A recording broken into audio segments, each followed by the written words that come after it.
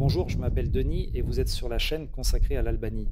Aujourd'hui, une petite vidéo sur un petit morceau de l'histoire de l'Albanie, plus précisément à propos de cet endroit remarquable, c'est l'église Sainte-Marie.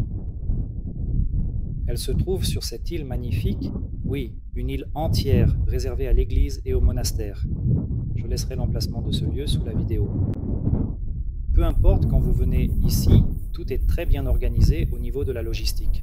C'est-à-dire qu'il y a de bonnes routes vraiment remarquables. La route traverse une belle forêt de conifères. Il n'y a jamais de problème pour se garer, que ce soit en semaine ou le week-end. Peu importe votre confession religieuse ou vos croyances personnelles, c'est tout simplement un endroit absolument magnifique et vraiment exceptionnel où chaque brique ancienne est profondément imprégnée d'une histoire riche et fascinante. Pour atteindre le monastère depuis le continent, il faut emprunter ces passerelles en bois.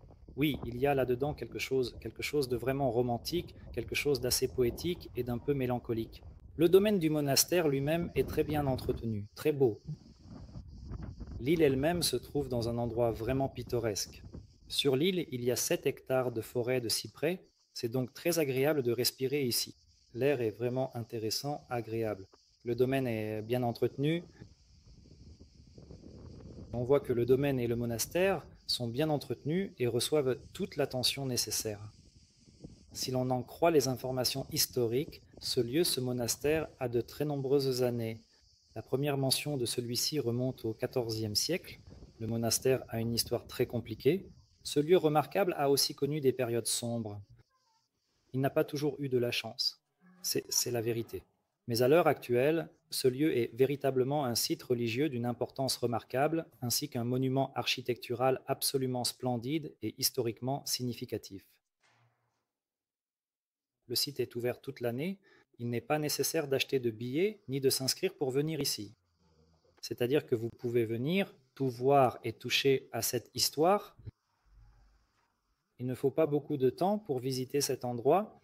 Le territoire du monastère et de cette ancienne église est très petit. Et pour, disons, venir ici, il vous suffit littéralement d'1 heure ou 2 de votre temps. Cet endroit est très populaire. C'est pourquoi, bien sûr, il vaut mieux venir ici en semaine, car le week-end, il y a souvent beaucoup de touristes. Et, à mon humble avis personnel, il vaut vraiment la peine d'ajouter ce magnifique lieu à votre liste des endroits absolument incontournables qui méritent véritablement d'être visités et explorés. Je pense que vous ne le regretterez pas. C'est tout pour aujourd'hui. Abonnez-vous à la chaîne pour ne pas la perdre de vue.